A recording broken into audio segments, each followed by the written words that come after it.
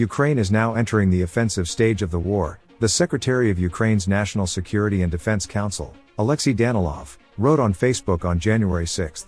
He said the world was changing its view of Russia's full-scale war against Ukraine, from a guerrilla movement, to fighting for victory. Danilov divided the war into 4 stages and noted the main weapons that the Allies were supplying to Ukraine for each stage. January 2022, guerrilla war, the NLAW anti-tank missiles, the Stinger anti-aircraft missiles, the Javelin anti-tank missiles. June 2022, defensive and counteroffensive war, the HIMARS multiple launch rocket system, the M777 howitzer, the Harpoon missiles, the GMLRS projectiles, Excalibur, the PZH-2000 self-propelled gun, the Iris self-propelled gun, the Caesar self-propelled howitzer, the Crab self-propelled howitzer. 2023, offensive war, the Bradley and Marder infantry fighting vehicles, the Bastion armored personnel carrier, the AMX-10 RC armored vehicles or wheeled tanks, the Patriot air defense system, and much more, less public and not public at all. According to the official, the 4th stage will be a war of justice and retribution. Recent days have seen Ukraine's allies for the first time promise to supply Ukraine with weapons of the types Ukraine's generals say they need to defeat Russia and liberate all of Ukraine's territory. Following talks between the Ukrainian and French presidents Volodymyr Zelensky and Emmanuel Macron on January 4, France agreed to provide Ukraine with AMX-10 RC armored vehicles, which are sometimes classified as wheeled tanks, the first instance of armored vehicles of this type being transferred to Kyiv. France will also supply Bastion armored vehicles to Ukraine. On January 5, following talks between US President Joe Biden and German Chancellor Olaf Scholz, the United States and Germany announced that they would transfer the Marder and Bradley infantry fighting vehicles to Ukraine. Berlin will also transfer an additional Patriot air defense battery to Ukraine, on top of the one Washington pledged back in December 2022.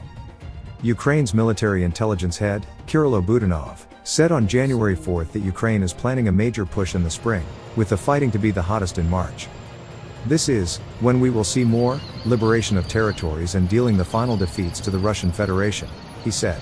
This will happen throughout Ukraine, from Crimea to the Donbas. Meantime, a long-awaited Ukrainian counteroffensive on the left bank of the Dnipro River is already underway, military expert Serhiy Hurubsky told Radio NV on January 5. The offensive on the left bank is being prepared, continues, I would say so, if we draw analogies with our active actions on the right bank, he said. And what we talked about in the previous block, namely the constant and methodical work of our firepower on enemy targets on the left bank, is one of the elements of this offensive. The expert clarified that the destruction of the system of support, management, and deployment of the enemy on the left bank creates the prerequisites for a frontal offensive along the Vasilivka, Orikhiv, Hulaypole, Velika Novosilka line toward Tokmak and Melitopol, with the aim of reaching the coast of the Sea of Azov, blocking Crimea, and then entering the peninsula.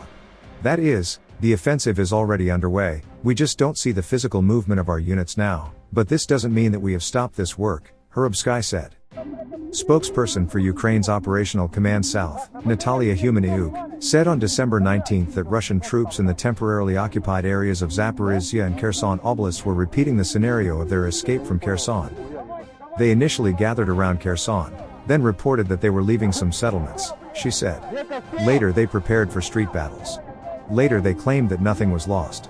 And then they started taking out everything they considered valuable from the banking institutions. Humaniuk added the Russians are currently trying to equip defense lines away from the front line.